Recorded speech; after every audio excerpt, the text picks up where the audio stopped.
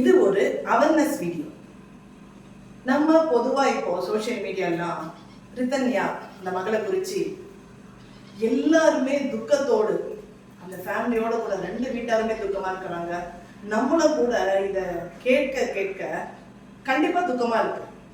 ரித்தன்யாவுக்காக என்னுடைய ஆழ்ந்த அனுதாபங்களை தெரிவித்துக் கொள்கின்றேன். பொதுவா கல்யாணமாகி ஒரு பெண் தன்னுடைய வீட்டுக்கு வருகிறார் என்று சொன்னால் அந்த கணவனுடைய அப்பா அம்மாவை காட்டிலும் அந்த கணவன் தான் 100% ரெஸ்பான்சிபிலிட்டி. எல்லாமே புதிதாக இருக்கும், ஆட்கள் புதிதாக இருக்கும், செய்கின்ற காரியங்கள் புதிதாக, எல்லாமே புதிதாக இருக்கும். அந்த மகளுக்கு வருகின்ற அந்த புது பெண்ணுக்கு யார் முழுவதுமாய் ஆதரவாய் இருக்கணும்னு பார்த்தா அந்த கணவன் தாங்க. முழு சப்போர்ட்டையும் முழு அன்பையும் நிறுத்தி நிதானமாய் பேசுகின்ற காரியத்தில் ஆகட்டும், வீட்டின் வேலைகளை ஆகட்டும், எல்லாவற்றிலையுமே அந்த கணவர் முழு சப்போர்ட்டை கொடுக்கும் பொழுது மனைவி அந்த குடும்பத்தாரோடு கூட ஒத்து போவாங்க. கடந்த நாட்களில் கூட என்னுடைய சோசியல் மீடியா வீடியோவை பார்த்துட்டு ஒரு பெண் எனக்கு கவுன்சிலிங்காக வந்தாங்க. ஃபோன்லேயே வெளியூர்ல இருந்து வந்தாங்க. அவங்க பேசும்போது சொன்ன ஒரு காரியம், எல்லாமே எனக்கு புதிதாக இருக்கு, வாழவே பிடிக்கல, அன்பாய் பேசுகிறவர்கள் கூட நடிக்கிறார்களோ என்று சொல்லும் அளவிற்கு என் மனசு குழம்புது. ஏன் இந்த சூழ்நிலை என்று சொன்னால் அந்த பெண்ணிற்கு கொஞ்சம் அவகாசம் தேவை. கணவன் அவர்களோடு கூட பேசும் பொழுது, இந்த சூழ்நிலைகளை எல்லாம் புரிந்து கொண்டு நடத்தும் பொழுது கண்டிப்பா அவங்களால சீக்கிரத்துல உங்க குடும்பத்தோட கூட பழகி கொள்ள முடியும். இன்னொன்னு, ரித்தன்யாவை போல வாழ முடியல நெருக்கடியில குடும்பத்தில் இருக்கிற பிள்ளைங்களுக்கு, பெண் பிள்ளைங்களுக்கு இதை நான் சொல்ல விரும்புகின்றேன். மரணம் ஒன்று தான் முடிவு, தற்கொலை ஒன்று தான் முடிவுன்னு தயவு செய்து தீர்மானம் பண்ணாதீங்க. இப்ப பாருங்க, அந்த பெண் வீட்டார் எவ்வளவு அழுதுட்டு இருக்காங்க. நீங்களும் ரொம்ப ஈஸியா நான் செத்து போறேன், தற்கொலை பண்ணிடுறேன்னு சொல்றீங்கல்ல. நீங்க ஒரு வேலை இருந்தா உங்களுடைய குடும்பம் எப்படி கதறுவார்கள் என்று இந்த காரியங்களை பார்த்து நீங்கள் தெரிந்து கொள்ள வேண்டும். 2 குழந்தைகளை விட்டு விட்டு மரித்து போகிறாங்க, அல்லது குழந்தைகளுக்கும் மருந்து கொடுக்கின்றார்கள்.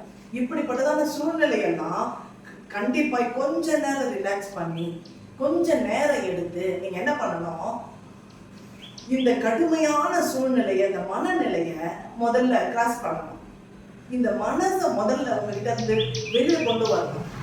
இந்த ரித்தன்யா அந்த கேர்ளை குறிச்சு ஒரு காரியத்தை பார்க்கணும்னா, இவங்க தனிமையா போறதுக்கும் தனிமையா தற்கொலை பண்ணிக்கிறதுக்கும் ஒரு மருந்தை குடிக்கிறதுக்கும் இவங்க தனிமையா நேரத்தை தேர்வு செய்திருக்காங்க பாருங்க. அப்படி இல்லாத படிக்கு நீங்கள் மனநல ரொம்ப பாதிக்கப்படுதா, மன அழுத்தம் வருதா, யார்கிட்ட போய் சொன்னாலும் அவங்க ஏற்றுக்கொள்ள மாட்டேங்கிறாங்களா, திரும்பி அவங்களுக்கு அதே சிச்சுவேஷன்ல அனுப்பி விடுகிறார்களா, அப்போ நீங்க செய்ய வேண்டியதுன்னா தனித்து மட்டும் இருக்காதீங்க. நீங்க போயிருக்கிற வீட்லயே அந்த வீட்டு பெரியவர்களிடத்துல, அந்த வீட்டுல இருக்கிற நபர்களிடத்துல, இல்ல உங்க ஏஜ் பிள்ளைங்கள்கிட்ட நீங்க என்ன பண்ணலாம், பழகலாம். அவங்க கிட்ட விஷயத்த சொல்லலாம், யார்கிட்டையாவது இந்த விஷயத்த சொல்லலாம். இன்னொரு ஒரு காரியத்தை கூட இந்த அவேர்னஸ் வீடியோல சொல்ல விரும்புகிறேன். பெண்களை பெற்றிருக்கிற பெற்றோர்கள் அவங்களை அலங்கரிக்கவும் நகைகளினால் அவர்களை அலங்கரித்து பார்க்கவும் விரும்புகிறது போலவே மன உறுதியை அவர்களுக்கு கற்றுக் கொடுத்து வளருங்கள். இங்க வீட்டுல ராணி மாதிரி இருக்கலாம், ஆனா போயிருக்கிற வீட்டுல அவர்கள் எல்லாவற்றையும் பொறுப்பாய் செய்வதற்கு சூழ்நிலை வேண்டும். அப்போ அவர்களை அந்த மன பக்குவத்திற்குள்ளாக வளருங்க. திருமணமாகி போய் நாளே நாள்ல எனக்கு கால் பண்ணி சொல்றாங்க, இந்த வீட்டுல எல்லா வேலையும் நான் தான் செய்ய வேண்டியதா இருக்கு. கண்டிப்பா நீங்க தான் செய்யணும். உங்க வீட்டுல உங்க அம்மா செஞ்சாங்கல்ல, அது போல உங்க வீட்டுல நீ தான் செய்யணும்.